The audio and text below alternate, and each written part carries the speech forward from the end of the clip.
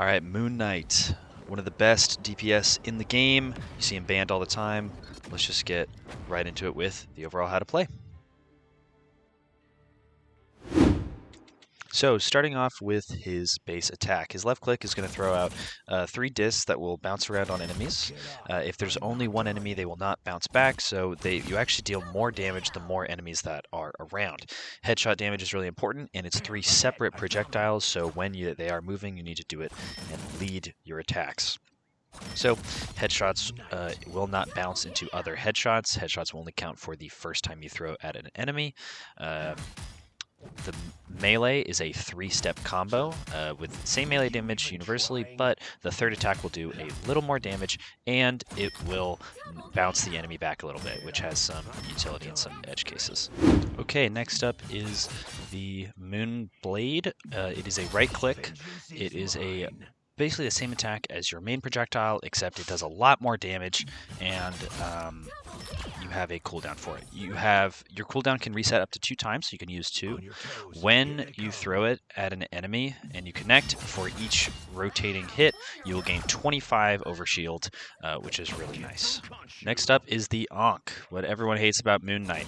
What this is you place it on the ground, and all of the enemies in its radius will have an additional point to get bounced off on. So even if someone's by themselves, you can still get those additional hits on point. If there's two people, it will actually go through and hit even more so. So you can do a crazy amount of damage. Now, realistically, you're not really going to have 2 together, but if you can, with some setups, you can actually melt support really fast.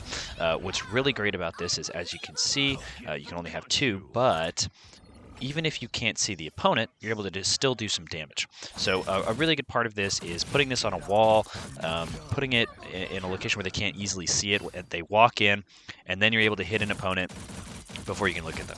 So as you can see here, I'm able to kill this training bot out of my view. Next up is all of his mobility moves. I'm just going to put them all together. He has a total of 3. A double jump, a grapple, and he's able to glide with his cloak. All of these are a pretty good part of his kit. He doesn't have a wall run, he doesn't have anything like that, but he has a couple more interesting mobility moves that are pretty nice. The double jump has a 6-second cooldown. You can glide as much as you want, and the grapple is 15 seconds, so you have to be a bit more careful with that. Overall, it's really good to get those vantage points with Moon Knight and escape with that glide if needed. You are very slow in the air, so be careful. Any hit scan will melt you, but if there's a melee character, you can get that high ground, glide away pretty fast, and get out.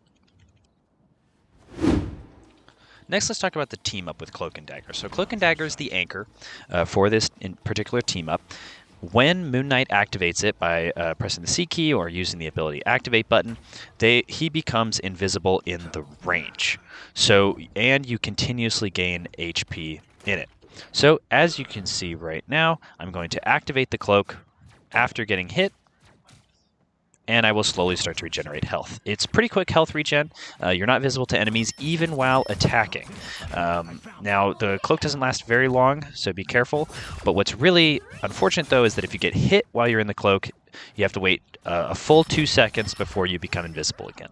All right, finally up is his ultimate. So Moon Knight's ultimate is one of the fastest regenerating ultimates in the game.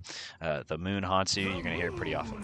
He opens a gateway, and Conchu brings down all that fun stuff in a pretty decent, large range. It does a lot of damage. It doesn't bounce off any Ankhs. It doesn't do anything like that, but it does a very large amount of damage to anyone that's caught in it. And as you can see, I'm doing very minimal damage here, but look how fast I've already regened. I'm already halfway there. It's pretty nice. So overall, you want to use this. It's not going to cancel any support ults, but it's really good at baiting them out. It's really good at separating the enemy team, and it's really good at just doing damage. Kind of like Psylocks, you're really going to be able to kill a lot with this if you get the right positioning. Just be aware here of the setup. So it's very obvious when he's about to do it because he raises his hand up in the air and holds an Ankh, and then when he brings it down, you kind of see it here. Now, my primary strategy with Moon Knight is I like to use this to cut off the team and not necessarily get kills. A good enemy team isn't really going to die to a Moon Knight ult, but they will move out of the way. Use that.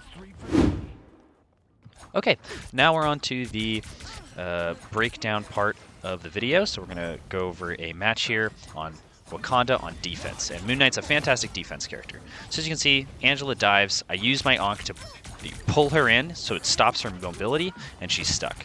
Now I'm just continuously using my invisibility, using my kit, just throwing my discs wherever, and I'm just doing so much damage because of a bunch of squishies are kind of grouped up together. So I take out a DPS, right?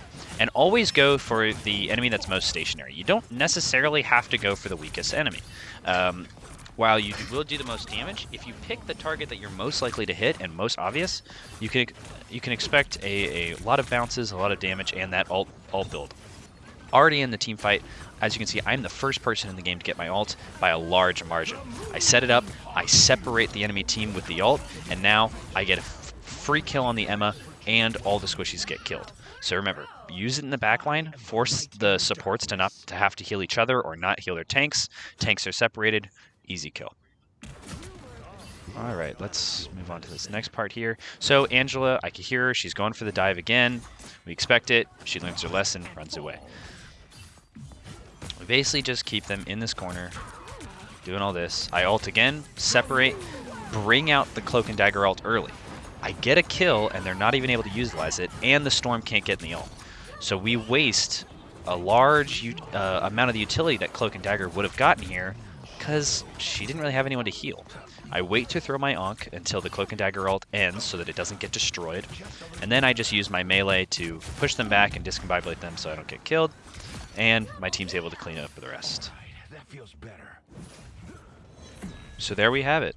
Moon Knight in Marvel Rivals.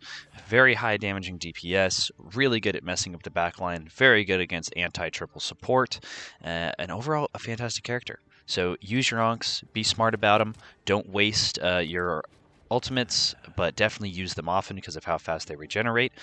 Do everything you need to do. He's a lot of fun, highly suggest you pick him up, and I promise you'll be getting banned in no time. Alright, thanks everybody. Have a good day.